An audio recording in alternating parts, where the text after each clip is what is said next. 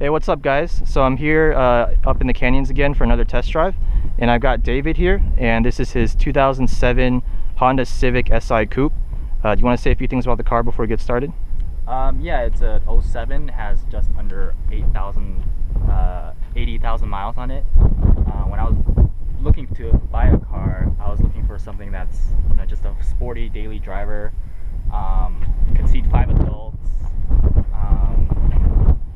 rock solid reliability, and something that can fit in my budget. The SI was just kind of the perfect package for me. In terms of mods, it's pretty much stock. I have just a stock E-tune on it, and some brake pads. So in terms of power, it's the same as just a completely stock SI.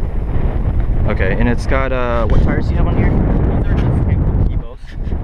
The first generation. The first gen, yes. Okay. Yeah, these are the budget performance tires. Yep, I used to have these on my S2K, and I bought them precisely because they were cheap. Yeah, they're pretty good for the price. Yep. All right, cool. So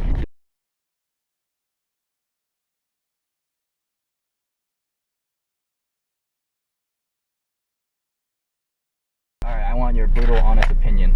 all right, Hold nothing back. that I can do.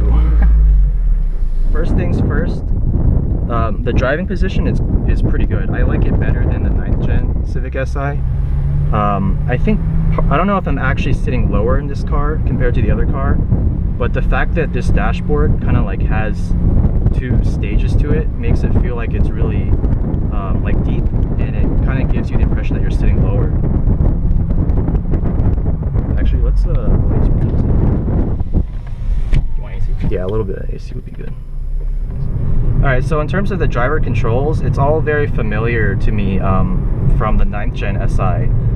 The steering is electric power steering. It doesn't have a whole lot of feel to it, at least at low speeds. But the weight is it's nicely weighted for electric system. It feels pretty similar to the SI, to the 9th gen Si, possibly a little bit heavier than that car.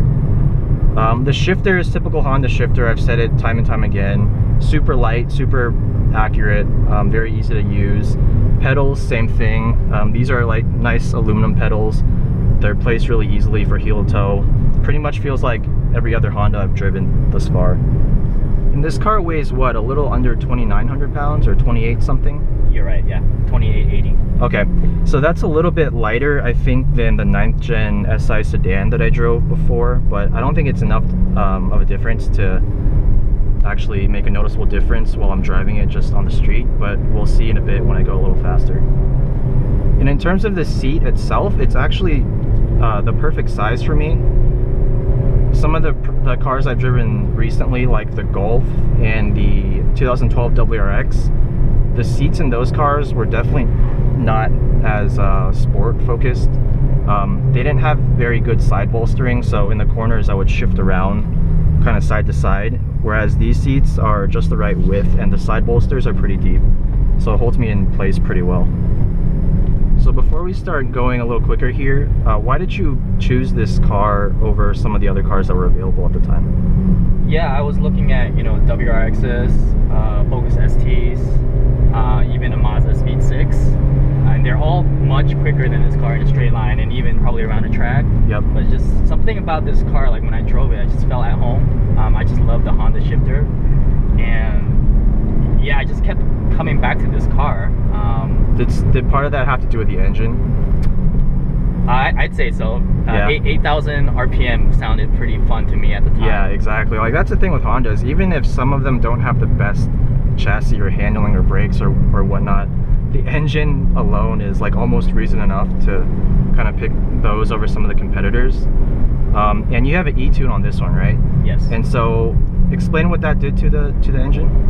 So basically, what it does is it increases the 8200 stock redline to 8600 now, and lowers the stock 5800 VTEC engagement point to 42. Yeah, so that makes the effective VTEC range of this car like 2,000 RPMs wider, right?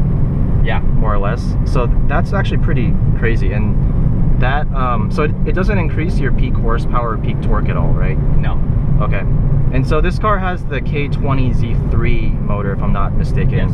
And so that's a 2-liter naturally aspirated VTEC. Produces, I think, 197 horsepower and 139 foot-pounds of torque. Yes.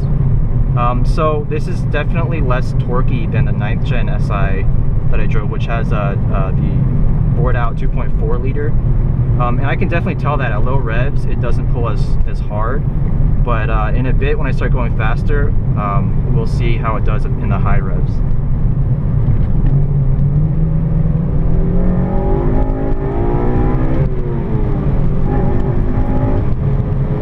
Yeah, what an awesome sound this engine makes. And this has a stock intake and exhaust, right? Yes. Yeah, so that sounds great for just a completely bone stock engine. I don't feel the VTEC engagement point that much. I don't know if that's because of the fact that it's iVTEC and not, you know, the traditional VTEC, or if it's because of the E-tune. But either way, I don't really feel the kick in the butt like at 4200 that I would normally feel. Right. If I can add something, so the stock car at 58 torque dips drastically, and right when you hit VTEC, it'll shoot up, and that's how people feel that VTEC sensation. So what the tune did was just get rid of that dip, and so it's a pretty even torque band, so you don't feel a boost in power. Got it. Yeah, it feels very linear, like you said, and I kind of like it like that. One of the things that made my old S2000 a little bit tricky on the track, at least, is the fact that if you're mid-corner and then all of a sudden you hit that VTEC engagement point, it's almost like a turbo kicking in, and it can bring the rear end out and bring you to an oversteer if you're not careful. So I kind of like having this more linear feel to it. The tune also, there's a launch control where if you just gas it right now. Oh, really? Gassing it right now. Like all the way? All the way, just all the way. See, it stops at 4. Oh, very interesting. Okay, so I can try that? You can try that, yeah. So I've never done it, but you can try it. A complete clutch dump. You could go for it, yeah. Okay, so this is interesting because I've never clutch dumped a car before. So let's see how this goes. Especially, this has a front LSD, right? Yes. So hopefully it'll limit some of the torque steer. Yeah, I just gotta control that. Let's see.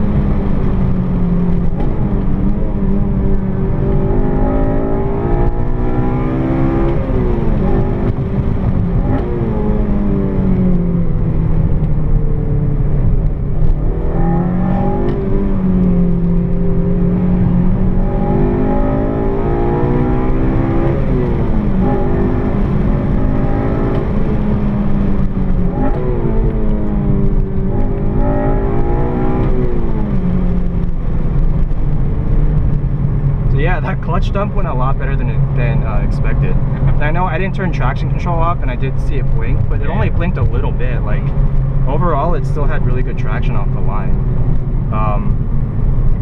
Yeah, I mean, besides the engine, which I already said is glorious. You know, it's a traditional high revving VTEC engine that's been made even better by the E-tune. The brake feel is great.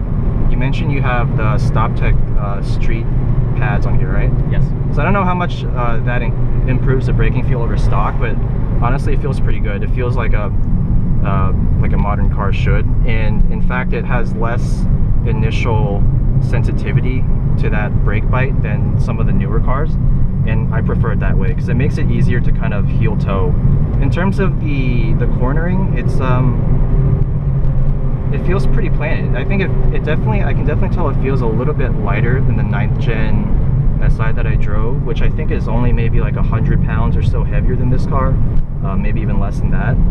But in terms of the suspension setup and the body roll, this car feels a little bit more planted than that one. And I was expecting that the main difference that I would feel would be purely in the engine, but it's more than that.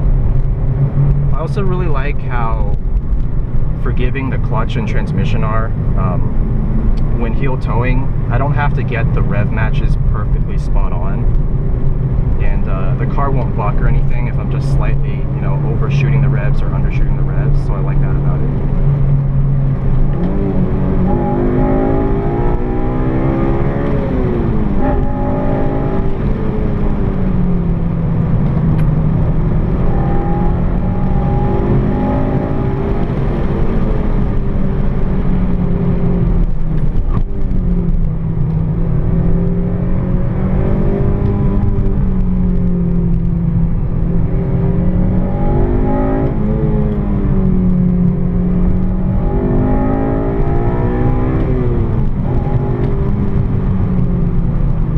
Another thing is, when I'm exiting corners full throttle, I can feel the LSD working. It really limits the torque steer, so I'm not like just getting crazy understeer and having to fight the wheel too much. I can feel it actually helping me turn the wheel in the right direction. And I think with the 9th Gen SI, even though that also has an LSD, that one definitely had more torque steer, and I chalk that up to just the fact that it has more torque. And now that I'm just kind of driving slowly at normal speeds, the suspension feels very compliant. It does, you definitely do feel some of the bumps through the steering wheel and just through the seat, but it's not bad at all, and this is definitely daily drivable. I do think the 9th Gen SI is a little bit more comfortable in terms of the suspension, but it's not a huge difference. So overall, I kind of have mixed feelings about this car, even though I said a lot of great qualities about it just now. At the end of the day, I'm not 100% sure what kind of the target demographic of this car is, because on the one hand, it has an engine that's practically like a race engine in terms of the way it responds and the way it feels, the way it revs. But then when in terms of the body style, in terms of, you know, the interior space, the fact that this particular model is a two-door with a really small back seat, and the fact that it doesn't have a whole lot of torque for daily driving, I'm not sure this is a car that I would pick personally for daily driving. I used to have a 1999 Civic Si, and that was kind of just like a smaller, older, less powerful version of this car. And I daily drove that for a while and just got tired of just how little torque it had. I never took that car to the track, so I didn't really use it in, you know, a very performance-oriented fashion. But David, you said this is your daily driver, right? Correct. So do you have any, like, do you agree that it doesn't really have that much torque for daily driving? Absolutely, absolutely. I have, yeah, like, recently I've been thinking about getting a turbocharged car just so I can have that mid-range torque. Oh, really? Okay.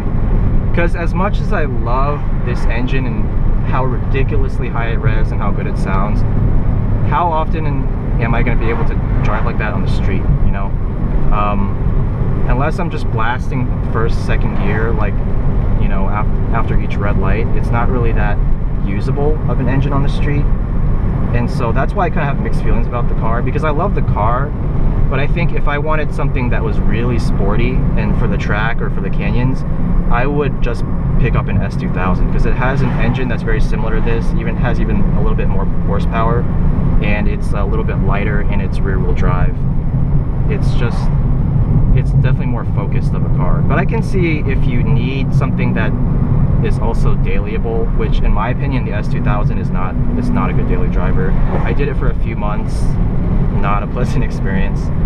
I could see why this car could be, you know, a decent choice. But like you said, like having a mid-range torque with a turbocharger is a lot more effective as a daily driver. Yeah, so my options are, you know, either mod it for more power or get a new car. How long have you had this car? 2 years. 2 years? Okay. What mileage did you buy it at? 55. 55. Okay, so you put like a good 25K on it or so? Yeah. Yeah, so I can definitely tell that you daily drive this quite a lot. Have you taken on road trips or anything like that? No, I have not. Okay. Yeah, I mean, if you can only have one car, and you want something with a ridiculous engine in terms of not in terms of power, but in terms of response and sound and the ability to rev high, I can see why this car makes sense.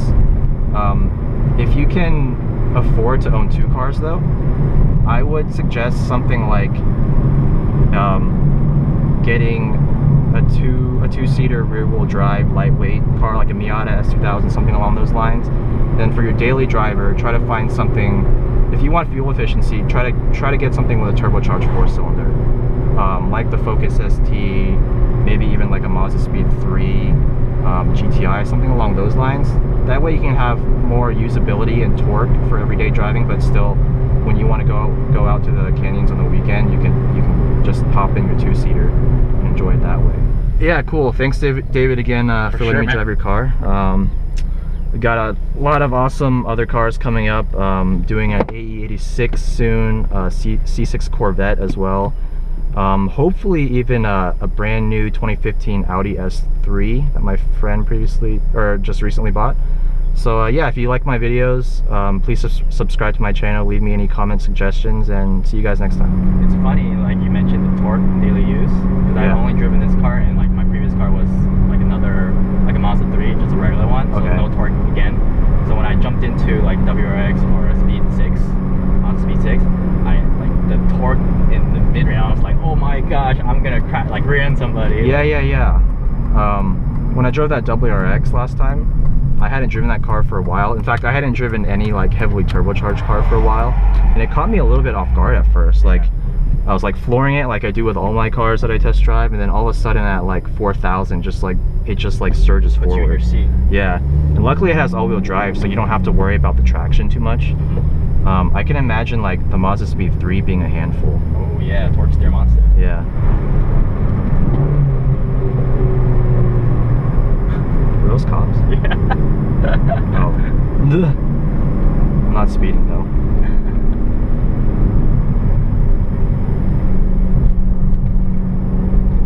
Damn. Yeah, that radar gun on you too. Really? Yeah.